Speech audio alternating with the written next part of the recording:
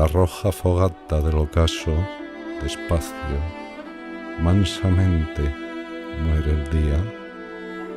Un bohemio camina lento el paso por la ancha y polvorienta carretera.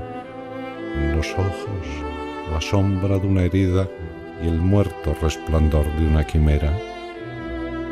Dime, hermano bohemio, ¿qué es la vida? Quiero gozar sus dulces emociones. La vida me responde, ¿qué ha de ser? La mía fue una rosa de ilusiones que deshojó una mano de mujer.